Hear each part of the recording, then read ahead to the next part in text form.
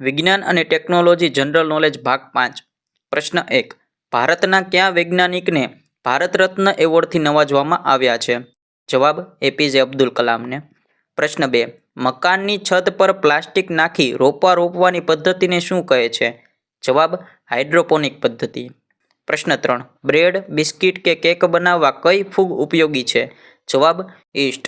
પ્રશ્ન 4 દાદર ખરજવું શાનાથી થાય છે? જવાબ ફૂગથી. પ્રશ્ન 5 માદા પ્રજનન કોષને શું કહે છે? જવાબ અંડકોષ. પ્રશ્ન 6 ટ્રાન્સિસ્ટરમાં કઈ ધાતુ વપરાય છે? જવાબ સિલિકોન. પ્રશ્ન 7 મેલેરિયા માટે કયા પ્રજીવ જવાબદાર છે? જવાબ પ્લાઝ્મોડિયમ. પ્રશ્ન 8 ઝેલેડિયમ કયા સૂક્ષ્મજીવોનો પ્રકાર છે? જવાબ લીલનો. પ્રશ્ન 9 ચેતાતંત્રને કેટલા ભાગોમાં વહેંચવામાં આવ્યું છે? જવાબ 2 ભાગમાં. પ્રશ્ન 10 ગન પાવડરની બનાવટમાં શું વપરાય છે? જવાબ સલ્ફર. પ્રશ્ન 11 ચયાપચયની ક્રિયાઓનું નિયમન ક્યાં અંતઃસ્ત્રાવ કરે છે? જવાબ થાઇરોક્સિન. પ્રશ્ન 12 લોહીમાં ગ્લુકોઝની માત્રા કોણ જાળવે છે? જવાબ સાદુપિંડ. પ્રશ્ન 13 કેટલાક કાચને વસ્તુથી અમુક ચોક્કસ અંતરે રાખીને તેમાંથી જોઈએ તો વસ્તુ મોટી દેખાય તેવા કાચને શું કહેવાય? જવાબ બિલોરી કાચ. પ્રશ્ન 14 બિલોરી કાચ વડે દૂર રહેલી વસ્તુનું પ્રતિબિંબ કેવું મળે છે? જવાબ નાનું અને ઉલટું. પ્રશ્ન 15 ઘડિયાળી ઘડિયાળના ઝીણા ભાગને રિપેર કરવા માટે કેવા કાચનો ઉપયોગ કરવો પડે છે? જવાબ બિલોરી કાચનો.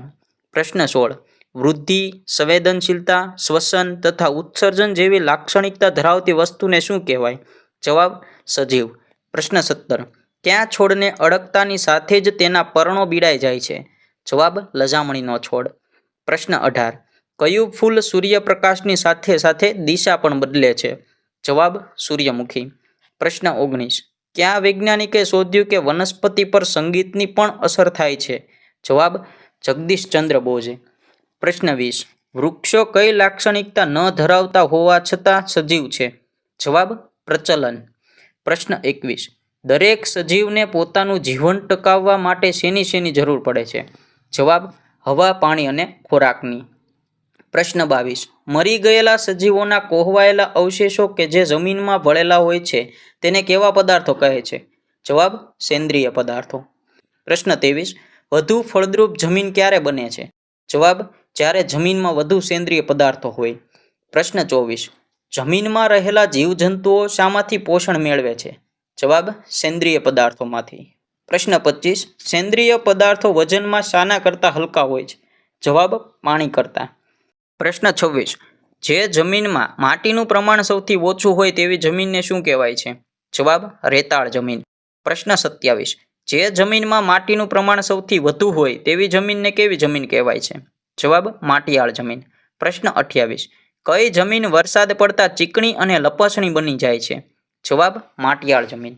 પ્રશ્ન 29 કઈ જમીન ભેજ વિનાના હવામાનમાં એકદમ કઠણ થઈ તેમાં તિરાડો પડે છે? જવાબ માટીયાળ જમીનમાં. પ્રશ્ન 30 જે જમીનમાં કાંપ કે સેન્દ્રિય પદાર્થનું પ્રમાણ વધુ હોય તેને કેવી જમીન કહેવાય? જવાબ કાપાળ જમીન. આવા જ ગુજરાતી જનરલ નોલેજના વિડીયો જોવા માટે અત્યારે જ વિડીયોને લાઇક કરી દો, ચેનલને સબસ્ક્રાઇબ કરી દો અને આ વિડીયોને તમારા મિત્ર વર્તુળમાં શેર કરી દો.